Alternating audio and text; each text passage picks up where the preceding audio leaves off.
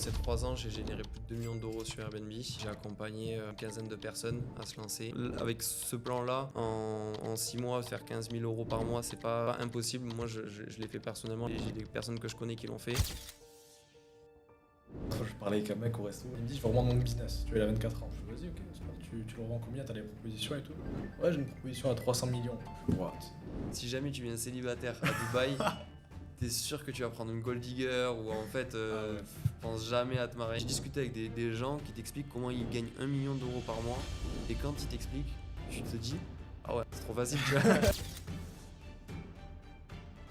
Le moment où j'ai délégué pas mal de tâches et que j'étais plus du tout dans l'opérationnel, je me réveille le matin, mon seul travail c'est d'améliorer mon business. Comment est-ce que j'améliore mon business? Comment je fais x2?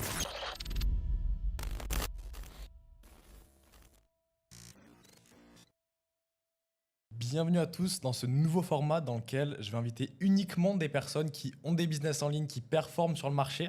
Et l'objectif à travers ce podcast, il va être vraiment de vous partager énormément de valeur, des choses que certains vous font payer et d'être aussi cool, d'être détente. Et aujourd'hui, on a notre deuxième invité, donc Léo. Je te laisse rapidement te présenter un petit peu. Qu'est-ce que tu fais? Qui t'es ici à Dubaï? Yes. Un peu. Donc moi je m'appelle Léo, je suis dans le business Airbnb, donc dans la sous-location et la conciergerie Airbnb tout simplement. Et du coup ça fait 3 ans que j'ai commencé. Je gère en gros les Airbnb d'autres personnes et je fais de la sous-location. Et ensuite après j'ai lancé aussi un accompagnement pour ceux qui veulent se lancer dans ce business. Donc ça fait quelques mois et j'ai accompagné pas mal de personnes maintenant à lancer leur business Airbnb sans être propriétaire. Ok, Donc voilà. Et du coup, tu as commencé le business Airbnb, tu l'as commencé en France et après tu t'es venu ici à Dubaï du coup? Ouais, donc moi j'ai commencé il y a 3 ans en France, je suis originaire de Toulouse. Et ensuite après j'ai déménagé ici à Dubaï il y a quelques mois, cet été. C'est abusé le nombre de personnes que je vois à Toulouse quand je suis ici à Dubaï. En plus, c'est assez bête la façon dont on s'est rencontrés. C'est pour dire qu'ici ça va vite à Dubaï. Du coup, j'accompagne son frère et il m'a dit qu'il avait son frère du coup à Dubaï. Et en 2 minutes, je t'ai appelé, je t'ai dit viens au resto. On s'était jamais parlé du tout, tu vois. Et c'est ça que j'aime bien avec Dubaï, c'est que à force de traîner avec des personnes où tout va vite, où le business va vite, tu deviens comme ça. Et on s'est rencontrés, là c'est la deuxième fois qu'on se voit. Ouais. Donc c'est cool, on va pouvoir aussi un petit peu se rencontrer dans le podcast, que je puisse vraiment te poser des questions, même à la place des auditeurs, en mettant à leur place. Donc c'est super cool. Concrètement, est-ce que tu peux nous dire, parce que l'audience aime bien un petit peu, combien est-ce que toi, tu as pu générer pour toi et tes clients du coup Alors avec en Airbnb? fait, du coup moi dans ces 3 ans j'ai généré plus de 2 millions d'euros sur Airbnb et j'ai accompagné maintenant un peu plus d'une quinzaine de personnes à se lancer. Et puis il y en a quelques-uns déjà qui vivent de leur activité, donc je suis très content. Ok. Parce que ça consiste en quoi exactement ce business-là pour les gens qui connaissent pas, mais moi je connais pas trop ce genre de business. Comment ça s'est passé si on repart de zéro, on repart le Léo qui était il y a 3 ans? Ouais. Qu'est-ce que tu as mis en place? Comment Alors tu t'es en développé? fait moi j'ai commencé, je travaille dans l'immobilier en tant qu'agent immobilier, j'étais vraiment pas bon, j'ai rien vendu. Et j'ai des potes à En moi tant que salarié, tu as commencé? Non, enfin en tant qu'auto Ok. agent co, ce qu'on appelle. Tu avais du capital au Donc, départ pour dire un petit peu aux gens? T'avais un petit non, peu de capital? j'avais pas du tout de capital, j'étais livreur Uber. Donc le soir, la journée, je bossais comme agent immobilier. Et ensuite, après le soir, je faisais livreur Uber. Et enfin voilà quoi, du coup, pour essayer de m'en sortir. Puis après, j'ai des potes à moi du coup qui ont acheté de l'immobilier, qui ont mis leur appartement sur Airbnb. Et j'ai commencé du coup à gérer leurs biens. Et j'ai commencé par faire le ménage, gérer les voyageurs. Après, j'ai délégué le ménage. Et puis après, petit à petit, j'ai commencé à gérer pour plus de personnes. Et puis là, je me suis dit, bon, il faut vraiment que je me lance, il y a quelque chose à faire. Et j'ai monté ma société. Et puis voilà, j'étais parti. Ok, société. Donc, si aujourd'hui on est novice, Ouais. on part de zéro, déjà, est-ce que c'est possible de monter une société en sous-location? Alors, en fait, tout dépend. La sous-location et la conciergerie Airbnb, c'est très similaire. En fait, il y en a, il y en a, ils vont faire que la sous-location et d'autres vont faire que la conciergerie. Mais moi, je conseille à tout le monde de faire les deux parce que c'est très complémentaire. De toute façon, c'est le même travail. C'est juste que la conciergerie, on va gérer les Airbnb pour d'autres C'est propriétaires. 2 sociétés différentes ou Non, tout est dans la même société. Et la sous-location, on va louer à un propriétaire, donc on va lui donner un montant fixe. Et ensuite, nous, le but, c'est de faire du bénéfice tous les mois. Donc voilà, la sous-location, on est obligé de le faire en société. Et en France, on peut faire la conciergerie en tant qu'auto-entrepreneur. Et en France, je trouve qu'il y a beaucoup de croyances. Je te prends l'exemple. Ouais. Hier, j'étais en appel avec ma mère. Salut maman, si tu nous regardes. Et je disais du coup que je t'avais en podcast, que j'avais quelqu'un qui faisait de la sous-location. Il me dit, mais c'est pas illégal ça, etc. Donc peut-être qu'il y a des gens aujourd'hui Ouais. qui ont ce genre de croyances. Qu'est-ce que tu auras à leur dire? Derrière, il y a des contrats, bien sûr, les propriétaires sont OK avec ça. Alors, en fait, si jamais tu loues juste un appart et tu le mets sur Airbnb, déjà, ça c'est interdit. Ce qu'il faut, c'est qu'il faut que tu aies l'accord du propriétaire. Il faut que tu le fasses en société. Donc, il ne faut pas que tu le loues en nom propre et que ça sorte de ton compte en banque perso. Il faut que ça passe via une société.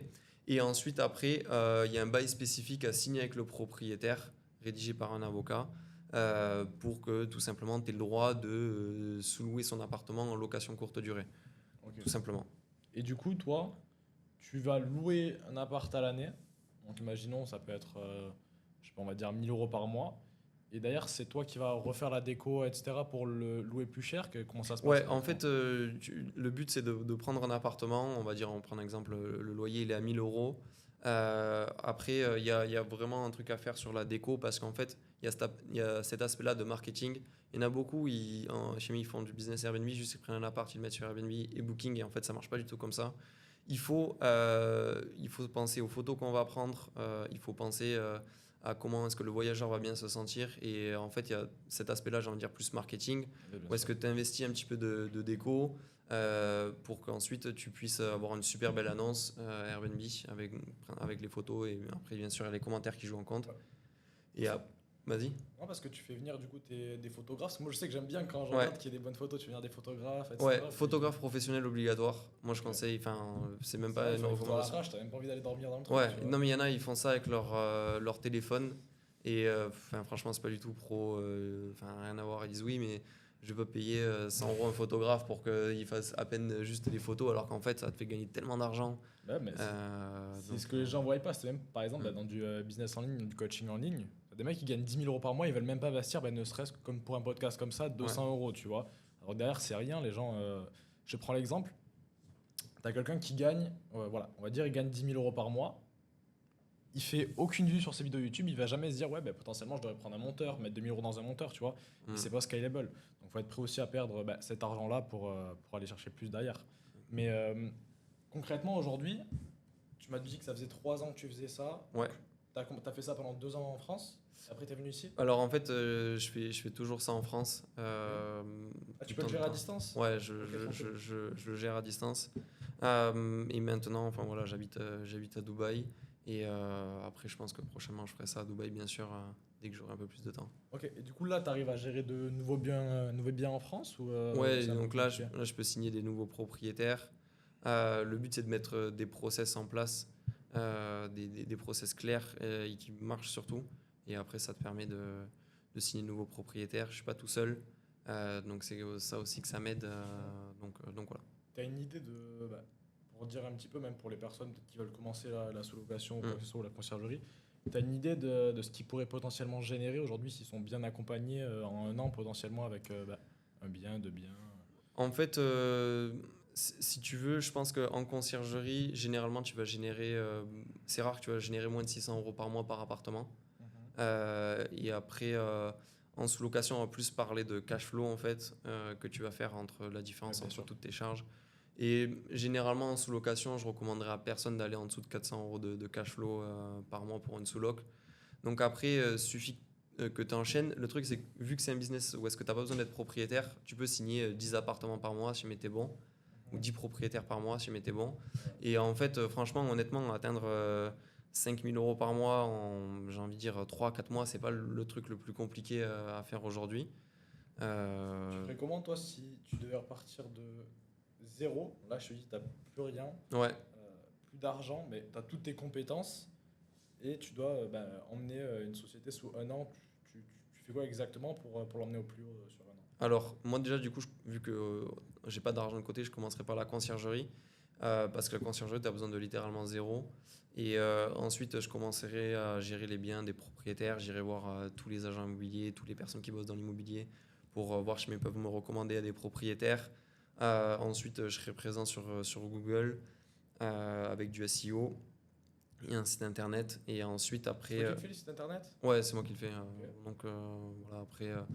Enfin, ça, c'est comme ça que j'ai commencé. Et franchement, en fait, le truc, c'est qu'aujourd'hui, les conciergeries ou les sociétés de sous-location sont pas très professionnelles, donc il n'y a pas besoin d'un truc. Enfin, si tu arrives, tu te démerdes bien, franchement, tu peux faire un truc correct et puis tu seras très bon sur ton marché ou sur ta ville. Mhm. Donc voilà. Et après, signer des propriétaires petit à petit, déléguer le ménage le plus tôt possible pour se concentrer uniquement sur l'acquisition client et mettre en place des process, des automatisations avec des logiciels de gestion. Ok. Et ensuite, après, signer plusieurs clients tous les mois. Et dès que j'ai assez pour investir dans des sous-locs, j'investirai dans des sous-locs. Et puis après, voilà quoi. Franchement, honnêtement, faire avec ce plan-là, en 6 mois, faire 15 000 euros par mois, c'est pas impossible. Moi, je l'ai fait personnellement les mes 6 premiers mois et j'ai des personnes que je connais qui l'ont fait. Alors, ça semble un peu vendeur, mais en fait, comme j'ai dit, 600 euros par mois pour un appartement en conciergerie, il y en a où tu peux générer plus de 1000 euros par mois par appartement. Après, ouais. Donc voilà. Bah, c'est jamais facile. Moi, j'aime pas. C'est vraiment ce que je recommande. Et même, c'est pour ça que je prends que des personnes en podcast chez qui je le vois qui sont authentiques. Parce que voilà, il vous dit 15 000 euros par mois, mais c'est pas quelque chose qui est facile. Je pense que derrière, il faut quand même mettre des ressources, il faut quand même mettre de l'énergie, il faut quand même prendre des risques. C'est pas forcément facile parce que les gens aujourd'hui, ils croient que tu lances un business, en 3 mois, tu fais 20 000 euros par mois sans rien faire, tu Ouais. vois. Ouais. Après, c'est pas, quand je dis 15 000 euros par mois, c'est pas 15 000 euros par mois net dans ta poche. Yes, bien sûr. Donc après, bien sûr, si tu veux, tu peux l'utiliser et le flamber, mais à ta place, je l'investirai, tu vois, pour aller plus loin. Donc Yes. voilà. Et aujourd'hui, du coup, tu as un accompagnement. Bon, tu as ce business-là qui te permet Ouais. vraiment de générer beaucoup de cash flow. Qu'est-ce qui a fait que tu t'es dit, bah, vas-y, je vais me lancer en ligne, je vais peut-être commencer à poster du contenu, je vais peut-être commencer à vendre des accompagnements, à partager de la valeur à d'autres personnes.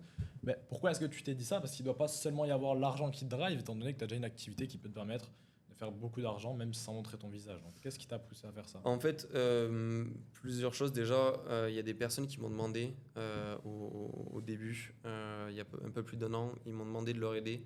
Des potes à moi, ils m'ont dit ouais Léo, j'aimerais bien monter ma conciergerie, j'aimerais bien faire comme toi, faire de la sous-loc. Donc du coup, en fait, je les ai aidés parce que c'était mes potes. Et puis au fur et à mesure, il y a des potes à des potes ou des connaissances qui m'ont demandé. Donc c'est là que je me suis dit bon, mais il y a vraiment peut-être quelque chose à faire.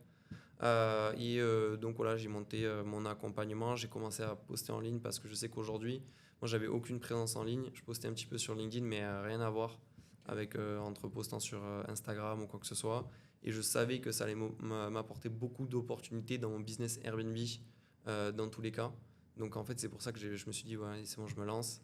Et d'ailleurs, ça m'a apporté des opportunités. J'ai pu reprendre des portefeuilles de biens en gestion. Donc voilà. Ah, c'est une question que je voulais te poser parce que aujourd'hui, est-ce que c'est intéressant pour quelqu'un? On va vraiment parler personal branding, apporter Ouais. de la valeur par rapport à ça. Est-ce qu'aujourd'hui, une personne qui fait de l'Airbnb comme toi qui en faisais, du coup, parce qu'aujourd'hui, on voit beaucoup d'entrepreneurs français qui n'ont pas du tout besoin de vendre d'accompagnement ou quoi que ce soit, mais qui développent uniquement leur personal brand, du coup, pour leurs entreprises, quoi que ce soit. On parle d'Elon Musk, de gros entrepreneurs même en France. Est-ce qu'aujourd'hui, c'est intéressant pour quelqu'un qui fait de l'Airbnb, qui a une conciergerie, qui fait de la sous-location, de venir développer sa personal brand sans vendre d'accompagnement, juste pour peut-être attirer plus de clients, même quand il va démarcher sur Airbnb, c'est plus simple. Parce que... En fait, c'est sûr, ce sera toujours beaucoup plus simple pour quelqu'un de se vendre si jamais il a, j'ai envie de dire, il a une communauté sur Instagram ou sur LinkedIn ou sur YouTube, enfin bref, sur les réseaux sociaux. Il pourra surtout avoir beaucoup plus d'opportunités pour recruter des A-players, c'est beaucoup plus simple. Parce qu'en fait, vu qu'il y a pas mal de personnes qui te suivent, si jamais tu recrutes quelqu'un sur un poste spécifique, tu postes une story, un réel, ou un post sur LinkedIn, et franchement, tu peux avoir pas mal de personnes qui peuvent te dire ouais, je connais un tel ou quoi que ce soit, donc pour recruter, pour avoir des opportunités business, pour, j'ai envie de dire, scaler, pour trouver des associés, ou même pour trouver des clients tout court, mais franchement, ouais, je le recommande à tout C'est le vrai monde. qu'il y a très peu de gens qui en parlent aujourd'hui quand on parle de personal brand. Les gens ils disent ouais, ça te permettra de faire de l'argent toute ta vie. Oui, c'est important, on va en parler. Ça peut te permettre de faire de l'argent toute ta vie parce qu'une fois que tu as une communauté, tu peux changer, tu peux faire n'importe quel business que les gens seront prêts à te payer pour toi, pour qui tu es, tu vois. Mais ça permet aussi, comme tu disais, de venir recruter des players facilement, de venir potentiellement aller lever des fonds plus facilement, de faire plein de choses. Toi, du coup, est-ce que ça t'a permis déjà de recruter quelques personnes qui sont ultra compétentes, cette personal brand, ou pas encore? Oula, ou pas encore? Moi, en fait, j'ai eu pas mal d'opportunités, surtout pour reprendre des portefeuilles Mhm. de personnes qui souhaitaient arrêter ou quoi que ce soit. Donc, il me dit, ouais, voilà, j'ai 20 Airbnb en gestion, mais je vais arrêter. Est-ce que tu veux les reprendre? Et donc, au lieu d'aller signer un propriétaire pour en y aller jusqu'à 20, du coup j'en avais 20 d'un coup. Après aussi, il y a l'opportunité, j'ai envie de dire, pour les clients. On m'a toujours recommandé, oui, un tel m'a recommandé ou quoi que ce soit. Ok.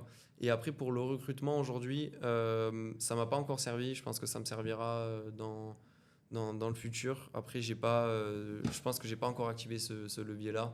Voilà quoi. Parce que c'est une personal brand, et c'est pour ça que très peu de gens vont avoir de personal brand parce que c'est assez long terme, tu vois. Hmm. Potentiellement, quand on se lance, on cherche à faire du cash flow rapidement. Ouais, C'est pas forcément le fait de mettre énormément de temps sur de la personal brand, d'investir par exemple dans des studios de podcast ou plein de choses qui va nous rapporter du cash. C'est pour ça que très peu de gens en font, parce que d'ailleurs, il faut vraiment, vraiment avoir une vision long terme, parce que les résultats de ta personal brand, ça va être dans 1 an, 2 ans, 3 ans. Mais par contre, dans 1 an, 2 ans, 3 ans, ça va te rapporter plus que n'importe qui. ouais, Et tu seras en avance sur tout le marché. C'est pour ça que c'est très important aujourd'hui, même si vous n'avez pas forcément de business, de documenter tout de A à Z si vous lancez un business, parce que la personal brand, déjà, elle vous permettra, dans 2, 3 ans, d'avoir des choses qui soient beaucoup plus simples. C'est-à-dire qu'on prend l'exemple de Mangazi, je ne sais pas si tu regardes un petit ouais. peu. Ça fait, je ne sais pas combien de temps, depuis je sais pas, 9 ans, il poste sur YouTube, il documente tout, tu vois. Donc pour le consommateur, de venir acheter chez Mangazi, c'est beaucoup plus simple. Parce qu'il voit le parcours, il voit que derrière, c'est pas du mensonge, il voit qu'il a filmé quand c'était compliqué, il a tout documenté de A à Z. Donc derrière, c'est beaucoup plus simple de venir vendre et de montrer sa valeur une fois qu'on a une grosse personal brand. Toi, tu as une vision un petit peu de la personal brand que tu aimerais avoir sous peut-être 6 mois, 1 an, 2 ans pas du Ouais, tout. en fait, déjà, moi, je le vois comme je suis dans l'immobilier, donc je le vois comme un investissement immobilier. En fait, je travaille tous les jours sur ma personal brand pour que ça paye dans, comme tu l'as dit, 2, 3, 4, 5 ans, en fait, et que je puisse vraiment capitaliser dessus à ce moment-là. Après, j'ai envie de dire, moi, j'habite du coup à Dubaï, j'ai ce stéréotype de, ouais, le mec, il habite à Dubaï, il vend des formations, c'est un scammer. Et en fait, si tu veux, moi, j'essaie quand même de faire attention pour pas avoir cette image-là. Mais j'aimerais bien quand même devenir la référence du business Airbnb en France. Ça pourrait être une opportunité parce qu'aujourd'hui, il y a clairement personne qu'on pense de référence à ce niveau-là. Ouais, ça serait peut-être vers quoi j'aimerais tendre pour les prochaines années. Ok, super. Ouais, c'est ce que je te disais quand on était au resto. Du coup, moi, je connais très peu de gens qui font du business Airbnb. Mm. Mais je crois qu'il y en a quelques-uns qui font de l'accompagnement, etc. Tu vois. Mais j'ai jamais parlé avec quelqu'un qui fait du Airbnb, qui fait autant d'argent que toi, qui a autant de biens à disposition. Et c'est ça que je trouve qui est super intéressant. C'est super intéressant quand on souhaite lancer un accompagnement de potentiellement avoir déjà une activité qui nous rapporte de l'argent. Parce que derrière, tu vas être beaucoup plus légitime. Ouais, Tu montres que c'est pas ta seule source de revenus, tu montres que tu n'es pas dans le besoin, tu vois, et que tu es là juste pour potentiellement aider et développer ta personal brand sur du long terme. Donc c'est un atout qui est super important quand on se lance. Je sais pas si toi tu l'as vu, potentiellement de tes appels, si tu prenais tes appels au début. ouais, en fait, si tu veux, moi, ça m'a aidé à. Déjà, je sais, vu que moi, de toute façon, j'ai fait le parcours de tous ceux qui veulent se lancer dans le business Airbnb. Donc, en fait, je sais quand je suis en appel avec eux ou quoi que ce soit, je sais exactement dans la situation dans laquelle ils se trouvent et vers quoi ils veulent aller. Donc, c'est beaucoup plus facile pour moi de leur expliquer comment faire, quoi faire. Comme je t'ai dit au début, tu vois, j'étais livreur Uber Eats. Donc, il y en a, ils ont un travail à côté ou quoi que ce soit et ils peuvent pas y bosser tous les jours comme nous on fait. Ça m'a beaucoup aidé. Et surtout aussi pour expliquer les choses facilement en fait. Parce que vu que je suis dans le business et que j'ai commencé déjà à déléguer certaines choses, donc j'ai dû expliquer certaines choses à des personnes. Et en fait, moi, vu que je suis tous les jours dans le truc, je comprends les trucs rapidement, mais les process ou les choses à Ah, faire bien ou quoi que sûr. ce soit. Et en fait, là, pour l'expliquer aux autres personnes, c'est beaucoup plus simple. Parce que justement, déjà, j'ai déjà dû le déléguer. Et vu que je le fais ça tous les jours, voilà, ça. Même, tu sais que c'est une grosse qualité de pouvoir simplifier. Parce que justement, il y a des personnes comme toi qui sont dans le business depuis longtemps, mais qui n'arrivent pas à simplifier avec des mots Hmm. ce qu'ils font. Et même pour déléguer, c'est hyper dur. J'en parlais hier soir, du coup, dans un podcast. Il y a un mec qu'on connaît qui fait des millions, mais il n'arrive pas à recruter parce qu'il n'arrive pas à bien Ouais, expliquer à ses équipes, ok, tu dois faire ça, tu dois faire ça. En fait, pour lui, il est tellement avancé que il n'arrive pas à expliquer concrètement ce que les gens doivent faire, il n'arrive pas à comprendre la capacité des gens. Et c'est cool de pouvoir simplifier, on le voit avec Alex Hormozy. Le mec, il fait des millions, il va te simplifier en une phrase ce que tu dois faire et ça peut t'apporter énormément de résultats. Ouais. Et c'est Moi, pour- moi j'ai un process pour ça déjà, c'est que je l'explique à une personne, mais de plusieurs manières. Donc je vais l'expliquer avec une mind map, avec un Loom, en PDF, en, en Sur la même slide. chose? Ouais, en fait, dès que je veux déléguer quelque chose, moi je le fais en plusieurs méthodes, enfin plusieurs manières de l'expliquer. Parce qu'une personne qui va comprendre avec une mind map, alors que l'autre, elle va comprendre peut-être avec des slides. Donc en fait, je vais faire 4 ou 5 fois le même truc, mais sur différents documents. Et en fait, je trouve que ça marche bien pour moi. Là, tu parles pour déléguer dans ton service d'Airbnb ou pour de l'accompagnement? Les Ouais, deux. Enfin maintenant, en fait, dès que je veux déléguer une chose, en fait, je le fais sur plusieurs formes. ok, ok. Du coup, tu as un outil où tu centralises, où tu as toutes tes équipes, peut-être Slack ou quoi? Alors, moi, déjà, j'utilise Google Drive. Après, pour mon accompagnement, j'utilise School, iClosed. Et après, pour le moment, on travaille avec WhatsApp. Donc, Ok. voilà, tout simplement. Ok, ok, WhatsApp. Ouais, c'est bien WhatsApp. Après, quand tu vas chercher des leviers encore plus hauts, WhatsApp, c'est même Ouais, je plus une pense que option parce que Slack, c'est bien sûr, c'est ouais, un Slack, truc à faire. c'est beaucoup mieux. Et parce qu'en fait, le problème, c'est qu'aussi, moi, je sais que j'ai cette tendance. Je vais aller répondre à un membre de mes équipes sur WhatsApp. Ouais, Bam, j'ai un membre du coaching qui m'envoie un message, j'ai un membre de ma famille qui m'envoie un ouais, message. Et en fait, ça va trop vite et tu ouais, perds c'est clair. beaucoup trop de temps. Tu vois. Tu perds du temps dessus. Ouais, Ouais. donc moi, je bloque toutes les applications, juste Slack ouvert, juste School ouvert, juste iCloud ouvert. Et bam, après, ça enchaîne. Mais ouais, du coup, vu que tu parlais de process, d'automatisation, moi, c'est vraiment ce que je préfère. Ouais. Et les gens ils me connaissent pour ça parce que vraiment, je suis vraiment bon dans le back-end, même dans la délivrabilité de mes services, dans tous les process, comment réfléchir pour aller d'un point A à un point B. Je suis pas très bon justement dans la création de contenu, mais je vais le devenir. Donc vraiment, j'aimerais bien qu'on puisse parler un petit peu process, Ouais. automatisation, SOP. Toi, comment est-ce que tu as commencé? Est-ce que c'était aussi simple que ça au début? Non, c'était C'est vraiment quoi la première personne que tu as recrutée? C'était quoi? prestataire de ménage. Ok, En fait, prestataire de ménage.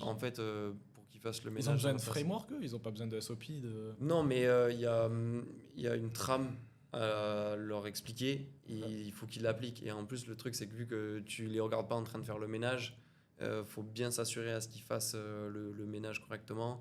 Donc, il faut aller vérifier derrière de temps en temps, par surprise. Tu demandes des photos pour savoir que Ouais. le bien est bien nettoyé. Donc, ça, c'est le premier poste, j'ai envie de dire, que j'ai délégué.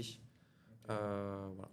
Ok. Parce que ça doit être compliqué ici à Dubaï pour leur expliquer, hein, parce que des fois, moi je sais que c'est compliqué. Par exemple, chez ma société, tu dois expliquer quelque chose à un Indien, Ouais. mec, tu dois lui expliquer 10 000 choses avant qu'il comprenne Ouais. la bonne chose, tu vois. Donc, à Dubaï, Après, moi, j'ai habité 4 ans en Angleterre, je parle peut-être un petit peu mieux anglais. Ouais, c'est même pas que pour l'anglais. Il m'a dit- Tu sais que la dernière fois, j'étais en train d'échanger avec quelqu'un, il m'a dit les Indiens, faut vraiment leur crier dessus pour qu'ils comprennent, tu Ouais, vois. je sais, ouais, je suis d'accord avec toi, c'est un petit peu Parce que compliqué.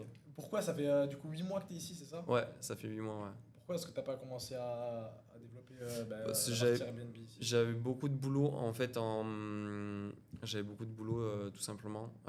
En fait, on peut pas spécialement tout faire. Dubaï, ça viendra, surtout qu'en fait, moi, vu que je veux pas parler aux propriétaires, enfin, je veux plus parler aux propriétaires ou quoi que ce soit, il fallait que je trouve quelqu'un pour s'en occuper de Dubaï. J'ai pas trouvé cette personne et manque de temps. Ouais, c'est vrai que c'est bien ce genre de business parce que tu peux te développer, on va dire, à l'international. C'est-à-dire qu'une Mm. fois que tu es bien en place Ouais. au niveau de la France, ben, tu peux partir facilement sur d'autres pays. Juste, tu as juste à avoir des gros managers sur chaque pôle, tu vois. Et, Ouais. En fait, la manière dont je l'image le mieux, c'est que c'est comme un restaurant, en fait. Un restaurant, une fois que tu as toutes tes tables de rempli, la seule manière de gagner plus d'argent ou de grossir en tant que business, c'est d'ouvrir un nouveau restaurant. Donc, en fait, moi, c'est le même modèle, juste je duplique sur d'autres villes. Et voilà, tout simplement. Ok, super. Parce que là, ouais, tu as plusieurs villes en France. Ouais, on est présent sur plusieurs villes en France. Et voilà. Ok, ok, super, nickel. Et ça fait combien de temps que tu l'as lancé, rappelle-moi, l'accompagnement? Un peu plus de, je pense, autour de 10 mois, juste avant que je vienne à Dubaï. Ok, ok, dis-moi, c'est quoi ton ressenti un petit peu depuis que tu es un petit peu dans tout ce qui est business en ligne? Alors, Tu en trouves que fait, ouais. Est-ce que tu penses que c'est plus simple déjà pour se développer au début que quand tu as lancé du Airbnb déjà?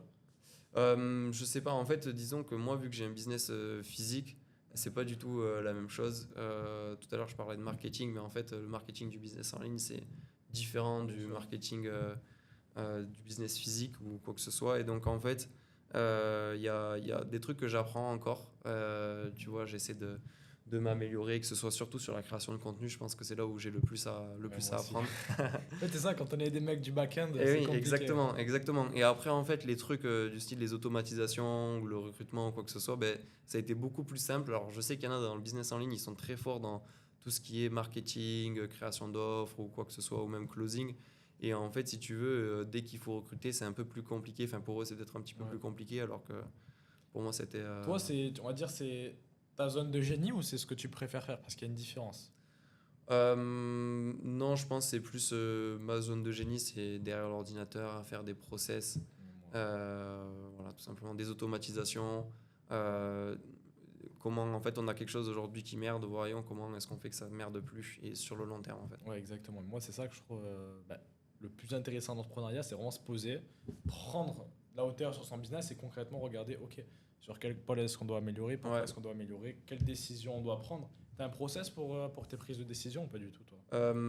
Déjà en fait le truc le plus urgent, en fait moi je classe les tâches à faire par... Déjà, ça, tu le fais où? Moi, je sais que je fais tout sur Notion. Ouais, moi aussi j'ai tout sur Notion, Ok. tout, que ce soit ma to-do list, mon calendrier, enfin bref, mon planning plutôt. Et en fait, les tâches les plus importantes, ça va être en important, urgent. Après, j'ai important, pas Ok. urgent. Après, j'ai pas urgent, important. Et pas important, pas urgent. Et en fait, tout ce qu'il y a de important, urgent, je le fais en premier. Et après, Ouais, je exactement. laisse, Ça, c'est mec, ça c'est un énorme levier que Ouais. personne ne parle, la priorisation. Tu sais que la priorisation, ça peut permettre vraiment de gagner des mois, voire des années sur plein de projets. Les gens, en fait, ils vont faire des tâches Ouais. sur les émotions. C'est-à-dire, je reçois un message, je dois faire ça. Ah ouais, je vais faire ça, bam. Ouais, Et le problème, c'est que moi, si je suis mes émotions, je fais jamais ce qu'il y a à faire, tu vois. ouais, On voit toujours des messages, fais ça, fais ça, fais ça, c'est impossible, tu vois. Alors que si derrière, vraiment, et moi j'ai un tableau sur Notion, bon, je vais pas vous le montrer, mais tu as toutes tes tâches que tu dois faire et que tu viens du coup sur Notion marqué important, urgent, ben, c'est là que tu vas te poser réellement et réfléchir, ok, concrètement, qu'est-ce qui me rapporte le plus et qu'est-ce qui est le plus aligné surtout à mes objectifs, à ma vision. Parce que derrière, bien sûr, quand on veut lancer un business, il faut avoir des objectifs à 3, 6 mois, 1 an, il faut Ouais. avoir une vision, tu vois, et du coup, prioriser en fonction de cette vision-là. Moi, je sais que ça m'a pris énormément de temps au début, vraiment d'avoir des objectifs qui soient clairs, des OKR qui soient clairs, etc. Toi, je sais pas comment ça s'est passé. Moi, alors en fait, j'ai eu un switch le moment où j'ai délégué pas mal de tâches et que j'étais plus du tout dans l'opérationnel et qu'en fait, je me réveille le matin et mon seul travail, c'est d'améliorer mon business. En fait, vu que quand tu n'es plus dans l'opérationnel et que juste toute ta pensée, enfin bref, toute ton énergie mentale, c'est de comment est-ce que j'améliore mon business, comment je fais x2, comment est-ce que je peux améliorer cette partie, comment est-ce que je peux recruter cette personne ou quoi que ce soit. Et en fait, là déjà, tu fais un switch parce que quand tu es tous les jours dans l'opérationnel, tu arrives, tu as fini ta journée et en fait, tu n'as plus d'énergie mentale et tu n'as pas le temps de penser à ouais, comment est-ce que je fais x2 ou comment est-ce que je fais x10 même, tu vois, ou comment est-ce que j'améliore telle partie. Bien sûr, parce que les gens, en fait, ils disent, ouais, moi, je veux pas déléguer. Je préfère travailler 12 heures par jour, tout prendre pour moi. Mais c'est une erreur dans le sens où c'est pas juste que tu vas perdre un peu d'argent, tu vas perdre énormément d'argent. Ouais, Parce que d'ailleurs, tu peux pas être performant pendant 12 heures, tu vois. C'est pour ça que moi, d'ailleurs, je sais pas si tu le fais aussi, moi je mets mes sessions de deep work le matin, parce que je sais que c'est vraiment là où j'ai l'esprit qui est clair, j'ai mon énergie qui est claire, et je sais exactement que pendant 4 heures, je peux y mettre l'énergie nécessaire, tu vois. Et l'après-midi, je vais venir faire des appels, etc., etc. Mais si tu bosses pendant 12 heures par jour, je sais pas comment tu arrives à prendre des décisions qui soient éclairées, etc., etc. après, moi j'aime une organisation un petit peu différente. Le matin, je fais mon sport et après, je vais bosser plus. C'est quand on a Enfin- 2 millions d'euros sur le Je vais bosser, j'ai envie de dire plus. Moi, je commence en fait, je me lève, je bosse. Dis-nous la routine, là. C'est quoi une journée dans la vie de Léo Ouais, ici à donc, Dubaï? je me lève à 8h déjà parce que j'aime pas me coucher tôt. Je me lève à 8h, je vais marcher et je me mets sur l'ordi, je bosse pendant, je pense, 1h45 minutes. Mais je fais des tâches pour me réveiller, tu vois. Je réponds à des emails, je fais des petits trucs ou quoi que ce soit. Puis après, vers 9h, je vais au sport. Et je rentre, je me douche, je prends mon petit déjeuner uniquement à partir de là. Ok. Et après, vers 11h, je commence à bosser jusqu'à 14h, 14h30. Après, je mange. Et après, je vais bosser jusqu'à, je pense, 20h. Et je mange après Tu sais 20h. que je trouve qu'on est trop en décalé, mec. Ah Moi, ouais? c'est exactement pareil. Mais je prends l'exemple là, je me lève à 8h, je prends ma douche. Ouais, Tu vois, j'ai bossé jusqu'à 10h30. Je vais prendre mon déjeuner à 10h30. je vais bosser jusqu'à 14h, je vais manger. Là, j'ai même pas mangé. Là, j'ai juste pris le déjeuner. Ah ouais? Parce qu'après, ouais, je suis dans un hôtel, mec, c'est incroyable. Ouais. C'est ça qui est bien, je sais, t'as même pas besoin de bouffer toute la journée, mec. Je me suis fait 10 rounds pendant 1 heure, je mangeais. Non, mais sérieusement, du coup, jusqu'à 15h, je bosse et après, je mange pareil. Après, je mange tard le soir, tu vois, et on est. Je sais pas, moi, je trouve que je suis encore dans les horaires de la France tellement. Bah, Pas le matin, mais ouais, après, pour la journée. moi, en fait, disons que moi, vu que je suis pas spécialement du matin et que j'ai pas envie de m'envoyer une grosse session de deep work dès 8h du mat, ça me T'arrives à convient avoir de très bien. l'énergie, vraiment de prendre des décisions qui soient ultra éclairées, 16, 20 heures. Ouais, franchement, ouais, moi, Ok. ça me va. Mais c'est parce qu'après, du coup, je commence plus tard ma journée, quoi. Ouais, moi, c'est parce que je pense que j'arrive à prendre des décisions qui soient ultra éclairées, tu vois, mais j'arrive pas à vraiment me poser devant mon ordinateur et juste faire des process pendant 4 heures. Non, ça, sur du ce- coup, moi, je fais ça je fais juste je les après le appelle. sport.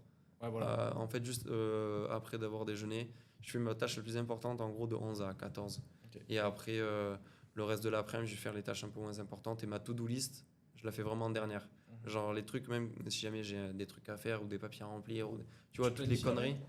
Si, je planifie tout. Donc, après le sport, j'ai un premier bloc de taf. Et là, je vais planifier, je vais travailler sur une seule tâche.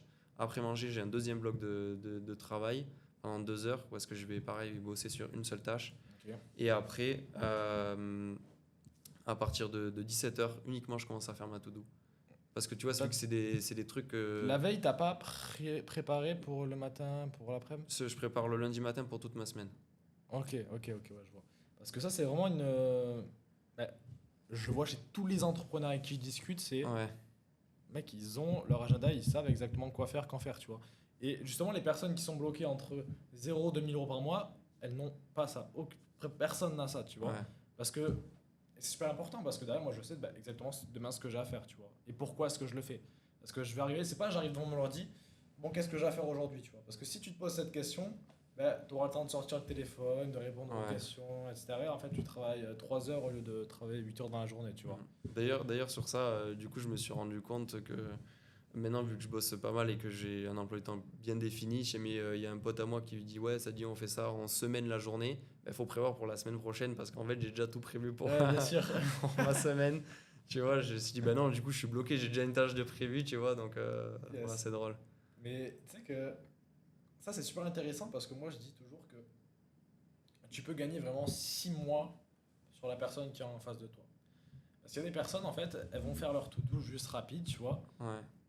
Et toi, si tu mets, par exemple, une tâche et que tu mets 8 heures pour la faire, pourquoi est-ce que tu mettrais pas 4 heures? Parce que si vraiment tu fixes à chaque fois une durée de temps qui est beaucoup plus courte, je t'assure que derrière, tu vas y aller plus fort, tu vas y aller plus vite, tu vois. Et c'est pas pour autant que ça va perdre en énergie.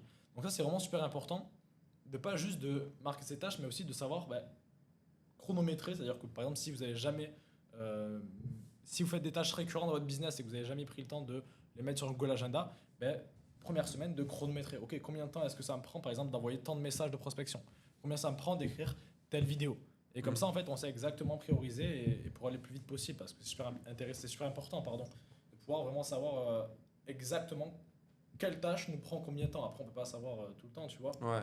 mais pour aller le plus vite possible. Parce que si toi, tu te dis, je vais faire une vidéo YouTube, je vais la faire pendant 3 jours, si tu te dis réellement, pourquoi pas la faire en un jour, et que tu arrives à la faire en un jour, tu auras peut-être gagné sur un an, tu auras gagné 6 mois, tu vois. Ouais, c'est clair. Si à chaque fois tu mets, donc c'est super important d'aller vite et de mettre de l'intensité. Toi, je sais pas si c'est ce que tu fais un petit Mais peu. moi, du coup, c'est pour ça que moi, je fais ma to-do à partir de 17h. Parce que du coup, ma to-do, il faut la finir à la fin de la journée.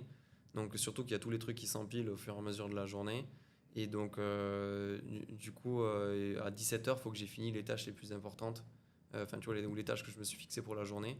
Parce que, du coup, la to-do, il faut la faire, quoi, comme tout le monde, quoi. Ouais, bien sûr. Et je sais que tu as une copine. Yes. J'ai aussi une copine. Est-ce Ouais. que tu arrives à prioriser pour quand même donner un peu de temps à ta copine? Il y a des gens même peut-être qu'ils ont des femmes ou quoi, Ouais. qui ont des enfants. Comment est-ce que tu arrives à prioriser ce temps-là? Peut-être que tu donnes pas de temps du tout, tu sais. Après, on est tous les deux entrepreneurs. Donc, Ça, c'est déjà, stylé, c'est ouais, stylé, ça, franchement, stylé. c'est cool. Je suis super content. Ouais. Et Ça fait combien de temps du coup? ça fait 3 ans. Et, exactement ouais. Et du coup, elle est venue à Dubaï avec moi. Tu vois, c'était notre objectif quand on était en France. Donc, Ok. franchement, c'est top, incroyable. Mais enfin, bref, du coup, on Il bosse. avait des étoiles dans les yeux, il savait plus quoi dire, les gars.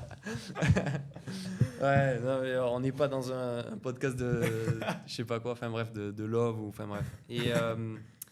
Et donc, du coup, après, vu qu'on bosse ensemble, on bosse dans l'appart, tu vois, chacun de son côté, on va manger ensemble. Tu vois, des fois, par exemple, Attention, parce que ouais, faut le dire, ils bossent pas dans le même business parce que Ouais, c'est différent. ouais, on bosse pas dans le même business, elle est beaucoup plus business en ligne, du coup. Ok. Et en fait, si tu veux, par exemple, des fois, j'ai une grosse journée, je dis, bah, vas-y, viens, on va marcher à côté du canal ou quoi que ce soit, ou on va se faire un petit resto. Et en fait, la journée, on sait qu'on travaille. Des fois, quand elle a des problématiques, on s'aide. Ou quand moi, j'ai des problématiques, tu vois, je lui pose des questions. Donc, non, franchement, ouais, Et c'est cool. elle a un stade aussi avancé ou elle est débutante Non, elle, ça fait plusieurs années aussi qu'elle est dans le business. Tu as Euh, rencontré justement parce que vous êtes du business ou pas du non, tout? on se rencontre à la salle de sport. Ok. Voilà quoi. Et Salle après, de sport, ouais, c'est je te jure. En fait, on habitait pas trop loin, on habitait à 500 mètres l'un de l'autre et on a la même salle de sport. Ok. Et après, en fait, elle s'était pas encore lancée quand on s'est rencontrés. Et puis maintenant, voilà quoi. Ok, trop stylé. Nickel, tu peux dire parce que ici c'est compliqué de trouver une femme à Dubaï, donc Ouais, on est content d'avoir nos femmes. ouais, franchement, moi je suis super content par rapport à ça parce Moi. que si jamais tu viens célibataire à Dubaï, t'es sûr que tu vas prendre une gold digger ou en fait, Ah ouais. pense jamais à te marier avec une meuf. Enfin, Tu sais que tu mec, mais peux le tous mes trouver, mais. potes ici ils m'ont dit ça, ils m'ont dit mec t'as de la chance vraiment Ouais, parce que ou même tous les mecs par contre aussi qui viennent en couple à Dubaï mais que ouais. leur meuf elle reste en France, ils finissent célibataires tu vois. Et Ah si ouais. t'es célibataire ici, c'est vraiment mort parce que là les meufs elles sont là que pour l'argent tu Ouais, vois. En fait, il y a beaucoup la mentalité de ouais, l'homme il doit tout faire pour le Mhm. mec. Et en fait, moi ça me gêne pas, c'est juste que je veux pas qu'elle vive à mon crochet, tu vois. Ouais bien sûr bien sûr. Et, Après ouais bien sûr moi c'est aussi ça tu vois, je veux pas qu'elle soit dépendante on va dire. ouais, Mais par contre, bah moi je préfère quand même payer le loyer, je préfère payer les restaurants, etc. ouais, Garder toujours ce truc-là, tu vois. exactement, tout pareil. Ok, nickel. Et concrètement, ouais, vu qu'on parlait rapidement de Dubaï, toi c'est quoi ton avis un petit peu sur la ville? Moi je sais que bah, j'ai eu quelqu'un précédemment dans le podcast Ouais. qui lui était vraiment plutôt nature à 100%, tu vois. Donc il préfère aller bah, se délocaliser en Andorre. Toi concrètement, c'est quoi ta vision par rapport à tout ça? En fait, moi déjà j'adore habiter dans une grosse ville, tu vois. À Londres aussi, on en Ouais, parlera après, mais à Londres aussi? ouais, alors Dans enfin une ouais, grosse ville? j'habitais 4 ans à Londres, tu vois, et j'ai adoré, enfin j'ai kiffé, je savais tout de suite que j'allais habiter dans une grande ville dans ma vie. Ok. Et après, ben, il y a le soleil, la piscine, tous les services qui sont Ouais, juste c'est abusé. incroyables. Enfin, en fait, comparé en France, moi je me dis, mais c'est impossible que je rentre en France avec la qualité de vie qu'il y a ici. Et puis il y en a, ils disent, ouais, ils viennent ici pour les impôts. Alors oui, ça rentre en compte, mais en fait, les impôts auraient été plus élevés. Pas autant qu'en France, ça aurait peut-être un petit peu différent, mais les impôts auraient été un petit peu plus élevés, je serais quand même venu parce que. Il y a 25% d'impôts ici, moi je reste ici, même Ouais, s'il y a voilà, 25%. Hein. exactement. Ouais, pareil. C'est abusé. En fait, ce qui est bien à Dubaï, c'est que tu peux être dans les extrêmes. Moi j'aime bien, Ouais, c'est ça, j'aime bien être dans les extrêmes. C'est-à-dire que j'aime bien être des périodes où je suis focus, où 12 heures par jour je vais bosser comme un con, tu vois. Et ben, je vais me faire livrer la bouffe. Je vais par exemple envoyer le sac pour qu'il puisse aller repasser, faire la machine, ouais, etc. Tu vois. Et peut-être aller rapidement à la salle de sport dans la tour, aller à la piscine dans la tour pour me détendre, vraiment tout faire dans la tour, avoir ces zones de focus ouais, où tu n'as même pas besoin de sortir de chez toi et tu es ultra productif. Et aussi, tu peux avoir ces trucs où, par exemple, le week-end, bah, tu es défocus et tu as toutes les activités du monde qui existent ici. Je crois que tu peux même faire du ski à Dubaï, tu vois. Alors que... ouais. Non, c'est vrai. C'est ça. Et moi, des fois, pendant 4-5 jours, je sors même pas de mon immeuble parce qu'il y a tout dans mon immeuble. Ouais, Et enfin, les gens vont penser que c'est un petit peu triste alors que pas du tout. Enfin, moi, je kiffe, tu moi vois. aussi, j'adore. Et ça me permet d'être hyper focus. Et puis après, comme tu l'as dit, quand il y a besoin de se détendre, il y a de quoi faire ici, quoi. Mm. T'as déjà fait des. Je sais qu'il y a des trucs là où tu peux commander, il y a plein de choses, des massages et tout à la maison, c'est trop stylé ça. Non, massage, j'ai pas fait. Après, on commande pas mal de bouffe. Mm. Ce qu'il faut savoir ici, c'est qu'il y a des choses. Enfin, par exemple, des fois, commander, ça coûte moins cher que de faire la bouffe. Mais je sur te un- jure, tu sais que Got You, un truc là, je sais quoi. Moi, je commande tous les jours ici. Je fais même plus à manger là. Ah ouais? Ça commande tous les jours. Ça mange des patailles tous les jours. Ouais, non, nous, enfin, on commande, je pense, tous les peut-être 2-3 jours. Après la bouffe, bien sûr, les courses, on commande pareil. Ok. Donc, on va même pas au magasin pour faire nos courses. Et sinon, niveau Euh, business, t'as vu un. Est-ce que tu penses que t'as vraiment upgrade depuis que t'es arrivé ici? T'as Ouais. vu un changement sur ton business? Moi, je sais que j'ai vu un énorme changement sur tes Moi, j'ai activités. j'ai vu, en fait, si tu veux, déjà, je savais que je pensais pas comme tout le monde quand j'étais en France. Mais là, enfin, dans ma tour, tu vois, moi, quand j'étais en France avec mes potes et tout, ou même les gens en règle générale, tu vois, ils me disaient, bon, moi, c'est super ce que tu fais, tu vois. J'étais limite, pas envie de dire un alien, mais tu vois, c'était. C'est T'as exactement l'air ce un que peu je dis, ouais. décalé comparé aux autres. Là, dans mon immeuble, mec, je suis un mec lambda. Il y en a, ils font tellement plus d'oseille, ils ont tellement des plus gros business, ils font tellement plus de choses en fait dans la vie que moi, ça me motive. En fait, je suis là, waouh, lui, il fait que ce soit au niveau sport, au niveau business ou au niveau perso dans sa vie. Il y en a plein, ils sont tellement à des niveaux plus. J'ai discuté avec des gens qui t'expliquent comment ils gagnent 1 million d'euros par mois, et quand ils t'expliquent, tu te dis, ah ouais, en fait, c'est trop facile, tu vois. Je te dis, en fait, lui, il a tout quoi. Enfin, moi, j'ai rien compris, tu vois, j'ai encore du boulot, et non, mais franchement, C'est abusé. La dernière fois, je parlais avec un mec au resto, je crois que je l'ai dit dans un podcast, je parlais avec lui pendant 1 heure et tout. Ouais, Il me dit, je veux revendre mon business. Tu vois, il a 24 ans. ouais, Je fais, vas-y, ok, super. Tu le revends combien? T'as des propositions et tout? Ouais, j'ai une proposition à 300 millions. Je fais, what? ah ouais, Il fait, ah là, j'étais vraiment choqué, tu vois. Le mec est lambda, il parle comme si c'était Jackie, tu vois, en France, tu vois. Ouais. Donc j'étais vraiment choqué. Moi, c'est exactement pareil que toi, en fait. Je viens ici pour vraiment me sentir comme une merde. En France, le truc, c'est que tu gagnes 20 000 euros par mois, t'es vu comme le roi du monde. Ouais. Moi, je voyais des gens, ils me voyaient comme le roi du monde, tu vois. T'arrives ici, 20 000 euros par mois, t'es personne, mais vraiment Ouais. personne. T'es une commodité, en fait. Et là, tu reviens au niveau zéro. Ouais. C'est-à-dire que je suis personne, je suis une merde, et je dois passer des steps pour devenir quelqu'un de normal. Quelqu'un de normal, moi, je pense que c'est 100 000 euros ici, t'es quelqu'un de normal, Ouais. tu vois. Enfin, Ça ouais, va par peut-être, il y en a, ils gagnent 1 million d'euros, tu vois. Là, t'en as tu même en qui connais gagnent pas mal. 200 millions. Ah ouais, non, c'est clair. C'est clair. Et toi, t'as rencontré beaucoup de personnes ici qui étaient comme ça ou pas du tout? Ouais, après, T'as eu du mal un petit peu à t'intégrer en fait, disons que moi, j'ai rencontré quand même quelques Français ici. Après, j'ai rencontré quelques personnes aussi dans mon immeuble.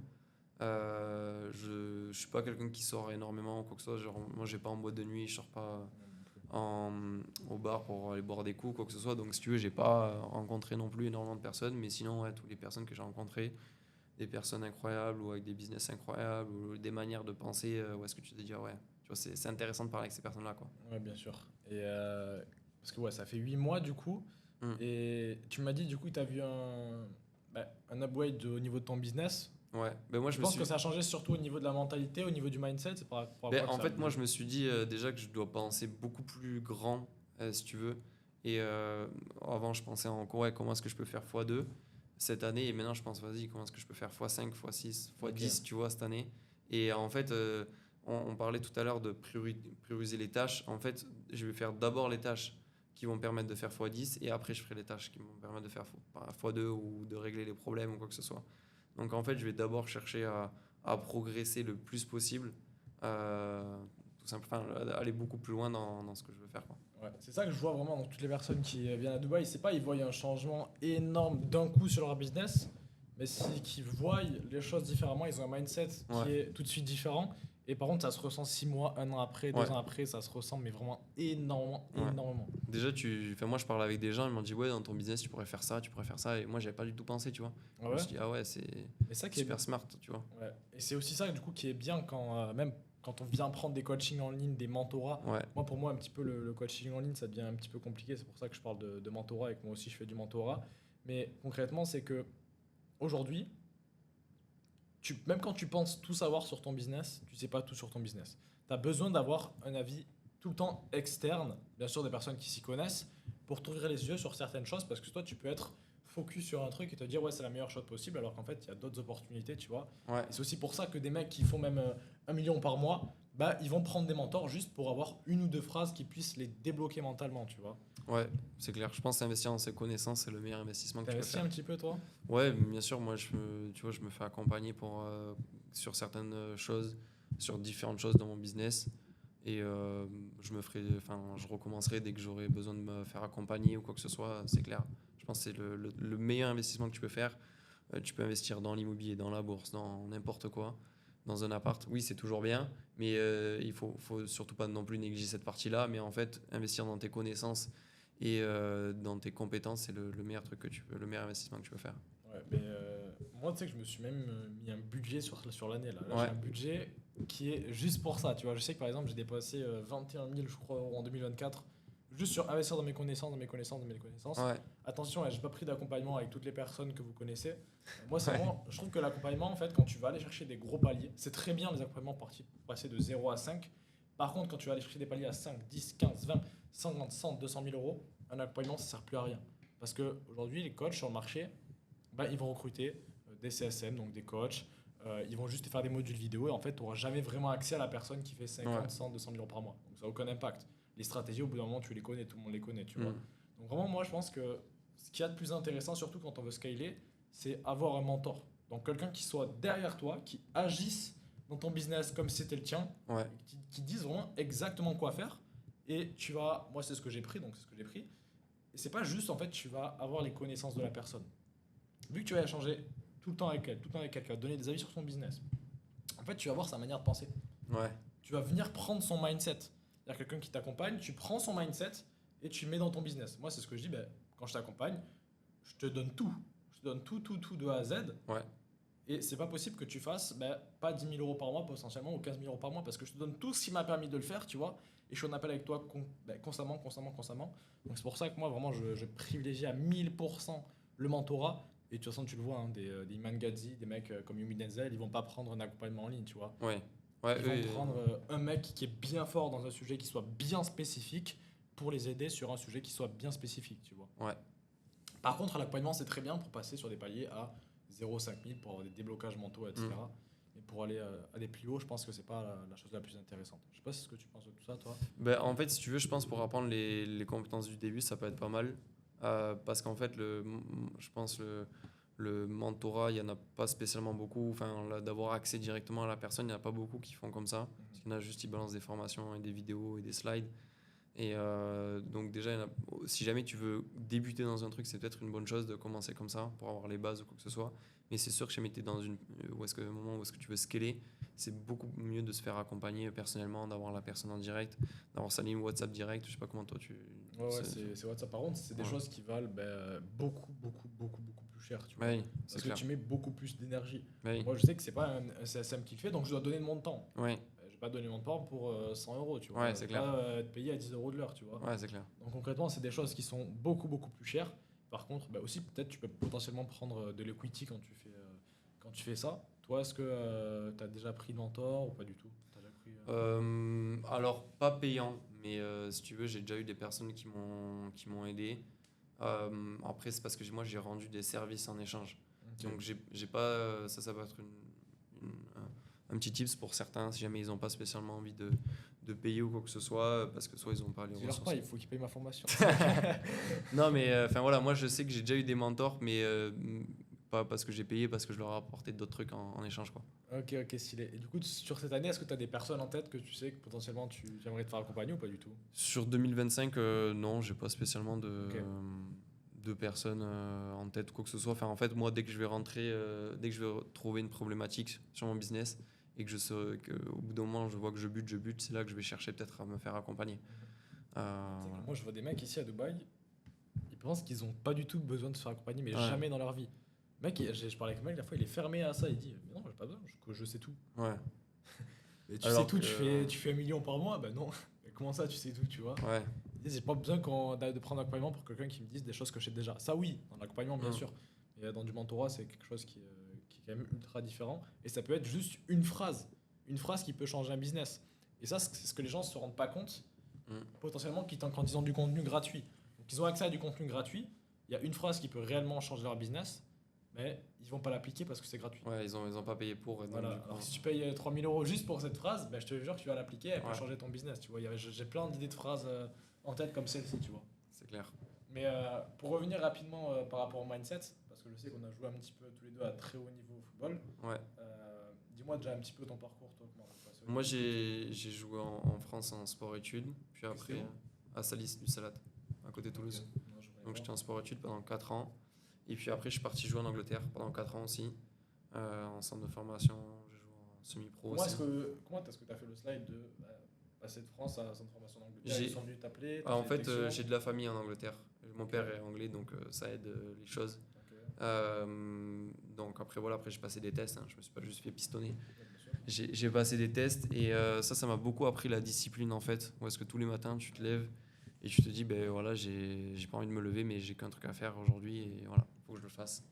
C'est ce que je dis Ouais. souvent, parce que c'est super compliqué en fait, et en fait on s'en rend pas compte tous les deux inconsciemment, Ouais, mais c'est super compliqué pour quelqu'un qui a 20 ans, qui a jamais rien fait de sa vie, tu vois, il a juste été à l'école, vite fait, en Ouais. soirée tout le temps, de vraiment switch du jour au lendemain de mindset et de se dire, ok, là concrètement, à partir d'aujourd'hui, je mets ça en place, j'ai cette discipline, tu vois, c'est super compliqué. Alors pour nous c'est logique parce que moi je sais que j'ai fait du sport aussi à haut niveau, depuis que j'ai 12 ans, c'était quoi? C'était tous les jours, ok, Je vais au foot, je vais au foot, je vais au foot. J'ai un moment libre, je vais au foot, je vais regarder des vidéos pour m'améliorer peut-être sur mon physique, sur mon alimentation, plein de choses. Et vraiment, c'était mindset à fond. Je vais au foot parce que derrière, j'ai un objectif dans le foot, tu vois. Ouais. Et après, ça a été pareil sur l'entrepreneuriat, j'ai switché.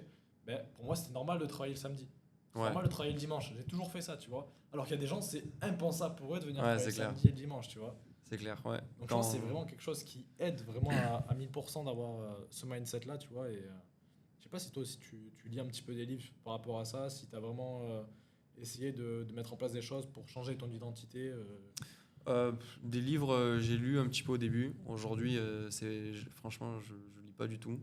Peut-être quelque chose que je ferai quand j'aurai un peu plus de temps, mais non, après, ouais, je pense que en fait, depuis, comme tu l'as dit, depuis plus jeune, on est tellement habitué à, en fait, samedi soir, tu fais quoi? Je suis déjà pris, en fait, tu vois, j'ai pas l'habitude de sortir ou quoi que ce soit. Que maintenant, en fait, un samedi soir, le premier réflexe, c'est j'ai pas envie de dire de bosser, mais c'est de penser à son business, tu vois ce que je veux dire, de pas rentrer trop tard à 4 heures du matin, Ouais, bien sûr. tu vois, parce que tu te dis, ouais, dimanche, j'ai envie d'être frais parce que j'ai envie de faire un petit truc, tu vois, sur mon ordinateur, ou j'ai envie de bien de me reposer dimanche pour attaquer fort lundi. Et Parce puis, que c'est aussi ça, hein, tu sais que quand tu... en fait, parce que moi, je sais que j'ai un rythme de sommeil, surtout là, j'essaie de le mettre en place depuis que je suis ici, j'arrive pas à Ouais. l'avoir. J'essaie de le mettre en place, où je vous lis potentiellement un petit peu tout le temps à la même heure, je me réveille un petit peu à la même heure, et du coup, bon, mon rythme, il est bon, tu vois. ouais. Mais si juste une journée, par exemple, tu vas au lit 5 heures plus tard, ça peut niquer vraiment la journée du lendemain, la journée d'après du lendemain, et tu vois, te Ouais. faire perdre trop de temps et te faire perdre... Moi, c'est pour ça que j'ai arrêté de boire de l'alcool. Ah, tu buvais un peu d'alcool avant? Ouais. Ça, c'est ça, c'est la France, en fait. En fait, moi, je suis rentré d'Angleterre, j'ai bu de l'alcool pendant 1 an, enfin, bu de l'alcool. On croit que je suis un ivrogne, mais Plus de foot, j'en j'ai- pouvais plus, j'ai plus...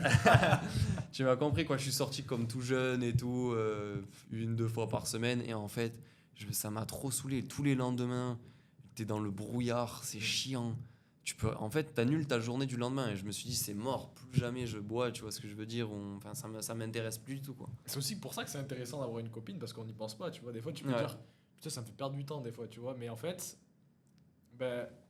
ça te fait pas sortir, ça te fait pas aller essayer de voir de nouvelles meufs, ça te fait gagner énormément de temps, tu vois. Ouais. Mais c'est vraiment vrai, hein. Moi, je sais que ma copine, si j'aurais pas de copine, peut-être, tu passerais du temps à sortir avec tes potes au resto pour trouver Ouais. une nouvelle meuf ou quoi, et tu perds énormément de temps, tu vois. Donc, c'est Même, aussi, même sur tous les jours, par exemple, des fois, moi, je bosse sur un truc, j'ai pas terminé, il est l'heure de manger, elle va s'occuper de faire la bouffe. Des fois, c'est l'inverse, ou les tâches ménagères.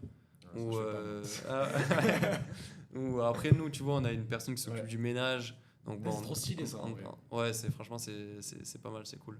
Et donc, en termes de tâches ménagères, je te parle de faire une lessive, faire mettre les trucs dans la machine, c'est pas non plus. Mais bref, tous les trucs. Et c'était encore plus valable au début, quand on n'avait rien de délai. Enfin, tu vois, quand on faisait le ménage nous-mêmes, quand on habitait en France, quand on allait faire nos courses, tu vois, quand on se faisait rien livrer ou quoi que ce soit. Cette semaine, tu vois, j'ai pas le temps d'aller faire les courses, donc c'est elle qui allait, ou inverse, tu vois ce que je veux dire. Enfin bref, donc du coup, on se coordonnait comme ça déjà depuis un petit moment. Ok, super. Et concrètement, si on revient un petit peu sur toute la partie accompagnement en ligne, parce qu'il y a beaucoup Ouais. de gens qui nous parlent, qui nous regardent aussi un petit peu pour ça. Mm. Toi, aujourd'hui, est-ce que tu t'es fixé des objectifs? Est-ce que tu as une vision avec ton accompagnement que tu aimerais aller atteindre, ou c'est un petit peu flou par rapport à tout ça? En fait, si tu veux, là c'est beaucoup plus clair. Maintenant, je sais ce que je veux faire. J'ai mis des process d'acquisition en place. Ok. Le but, c'est tu vois, vraiment de me concentrer sur ça, sur cette année. Parce que j'ai beaucoup travaillé sur mon business Airbnb. Maintenant, j'ai pas envie de dire tout se passe bien, mais ça tourne bien. Donc le but maintenant, c'est de se concentrer plus sur ce business-là, sur l'année 2025, pour aller chercher des montants intéressants, pour aller aussi surtout accompagner pas mal de personnes, et surtout pour développer ma personal brand. Franchement, je pense que c'est ces objectifs-là. C'est très bien ce que tu as dit, parce que tu as dit pour aller chercher des montants et accompagner pas le mal de personnes. Ouais. Moi, aujourd'hui, je me fixe pas forcément des objectifs qui soient financiers. Ok, Je me fixe des objectifs en termes d'humain. Parce Ok. que pour moi, l'entrepreneuriat, la vente, c'est de l'humain. ouais, Donc c'est combien est-ce que d'humains je vais accompagner. C'est pas combien d'argent je vais faire, c'est combien d'humains je vais accompagner et quelles vont être les conséquences de ces personnes-là que je vais accompagner, tu vois. Et quand on vient changer cette vision, qu'on vient éviter de penser à l'argent et qu'on vient penser à l'humain, par exemple, moi je te dis, je vais accompagner, imaginons, 50 humains, c'est pas un virement qui va... Parce qu'aujourd'hui, les gens ils vont avoir tendance à avoir un virement, un pic de dopamine, Ouais. et du coup ils vont se relâcher un petit peu, tu vois. ouais, Ils vont poser un petit peu, ils vont mettre moins d'actions en place. Alors que si derrière ta mission c'est que de l'humain, ouais. tu mets tous les jours les mêmes actions en place et tu vas essayer de chercher un maximum d'humains. Tu vois. Je sais pas si tu vois ce que je veux dire. Ouais, je vois C'est très bien ce que tu exactement veux ça. dire. En fait, si tu veux, moi, c'est plutôt au niveau le fait que je vais pouvoir beaucoup plus développer ma personal brand. Donc en fait, si jamais je suis performant dans mon accompagnement ou quoi que ce soit, je sais que ma personal brand, du coup, elle va augmenter, enfin que je vais avoir une plus grosse communauté. Et ça va clairement me servir sur les prochaines années. Ok, ok. Et concrètement, tu t'occupes de quoi dans ce business-là, toi? Pour le business en ligne. Ouais. Alors aujourd'hui, moi je m'occupe de tout ce qui est la partie création de contenu et tout ce qui est la partie délivrabilité. Ok, super. Grosso modo, j'ai délégué la partie vente, j'ai délégué aussi toute la partie. Ouais, parce que tu mets des ads en place, donc Ouais. tout le reste au niveau des ads. Exactement. Donc, C'est ouais. des prestataires ou c'est des personnes internes? Non, c'est des prestataires. C'est des prestataires. Ok. C'est bien le prestataire pour moi au départ, justement, quand tu commences à faire de l'ads, etc. Ouais. Tu vois. Mais après, il faut vraiment essayer d'internaliser un max parce que il commence à coûter cher. Après, les prestataires, Ouais. des fois, c'est. Tu peux pas le réveiller à 23h et lui dire ouais, fais ça, tu vois. Donc, moi, j'aime bien vraiment prendre des prestataires au début et après, vraiment internaliser un max. Et, Je suis d'accord avec toi. En fait, dès que tu peux internaliser une personne, enfin, moi je le conseille de le faire. Parce qu'en fait, du coup, tu as beaucoup plus Enfin, tu peux décider ce qu'elle va faire. Tu as beaucoup plus de. Un prestataire, si jamais, j'en sais rien, il est en retard d'une semaine, ben, c'est un prestataire. Tu peux pas vraiment lui dire grand-chose. Alors que quelqu'un qui bosse pour toi à temps plein, c'est différent. Enfin, tu lui dis, ben, vas-y, ça faut que ce soit faire fini à ce moment-là. Et il va le faire, quoi. Mais c'est super cool que tu puisses. Tu as dit que c'est toi qui faisais ta délivrabilité. Ouais. Pour moi, c'est super important que moi je m'occupe vraiment à 1000% de ma delivery, tu vois. Toi, est-ce que tu as une vision où tu vas continuer longtemps ou tu vas vite déléguer Non, pas. Enfin, je compte pas déléguer tout de suite. Moi, si vraiment je délègue un jour, c'est vraiment. Bah, je vais déléguer un jour, de toute façon, tu vas avoir Ouais. une phase de scaling, tu vois. Mais c'est pas du tout maintenant. Mais c'est vraiment, je vais être prêt pour ma délivrabilité à mettre des milliers d'euros pour la personne. À vraiment prendre un A-Players, pouvoir lui donner peut-être 7-8 000 euros par mois Ouais. et pour qu'il puisse vraiment être à 100%. Parce qu'aujourd'hui, moi j'estime que mon acquisition client, bah, c'est pas uniquement aller chercher tout le temps de nouveaux clients. Aujourd'hui, l'humain, il est tout le temps en train de voir toujours aller chercher plus de clients, tu vois. Ouais. Ils oublient un principe fondamental qui existe aussi dans ton business, qui existe dans des business physiques, restaurateurs, boîtes de nuit, hôtels, c'est le bouche à oreille, tu vois. Ouais. Donc au lieu de mettre toute ton énergie potentiellement sur l'acquisition de nouveaux clients, mais potentiellement mettre ton énergie aussi sur la délivrabilité que tu vas donner à tes clients. Et bah, du coup, cette délivrabilité, en conséquence, elle va te permettre d'avoir des résultats avec tes clients qui, eux, de leur côté, vont venir te recommander. Et s'ils te recommandent, bah, tu as encore plus de clients. Et après, même, tu peux mettre en place des systèmes d'affiliation où tes clients qui te recommandent, ils prennent un pourcentage. Et moi, ça fait, je sais que, bah, par exemple, là, ces 7 derniers jours, j'ai fait 8800 euros uniquement grâce à du bouche à oreille, tu vois. Ouais, de la reco, ouais, c'est incroyable. Et les gens, ils oublient ça en fait dans du business physique parce que. Non, ils oublient ça dans du business en ligne. Business physique, c'est vraiment la base. C'est, Ouais. l'acquisition client, ça va être vraiment bouche à oreille à max, tu vois. Ouais. Et les gens ne pensent vraiment pas à ça dans du business en ligne. Et eux, leur seul unique objectif, c'est tout le temps aller chercher plus de clients, aller chercher plus Ouais. de clients, aller chercher plus de clients. Ça va marcher peut-être 2-3 ans, tu vois. Mais si derrière la delivery, elle n'est pas bonne à 100%, ben dans 3 ans, tu te casses la gueule, c'est Ouais, sûr, tu vois. c'est clair. C'est clair, c'est clair. Donc je pense. Parce qu'en fait, il y en a beaucoup, ils voient juste quelqu'un sur les réseaux sociaux, mais ils s'imaginent pas que cette personne, elle parle à d'autres personnes, en fait, et qu'en fait, elle peut te recommander à ses potes ou à de la famille ou des connaissances. Exactement. Exactement. Ça marche bien, on va dire, aussi dans du B2C. Après, dans du B2B, c'est un petit peu plus compliqué des fois. Ouais. Proche famille. B2B, c'est plutôt pote entrepreneur. Ouais. Par contre, si aujourd'hui, tu as vraiment un gros service en B2B qui apporte de très gros résultats, les entrepreneurs, ils vont pas hésiter à te recommander, tu vois. Ouais, c'est clair. Et même moi, bah, je prends l'exemple. Là, j'ai un podcast là, juste après avec quelqu'un, tu vois. Il a quelqu'un qui est très chaud en ads. Bah, il me l'a recommandé. Ouais. Et il est honnête avec moi. Il me dit, juste parce que je t'ai recommandé, je prends un pourcentage dessus. Ouais. Moi, je suis OK, je suis d'accord, tu vois. C'est comme ça que ça se passe, tu vois. Et moi, je suis OK avec l'affiliation.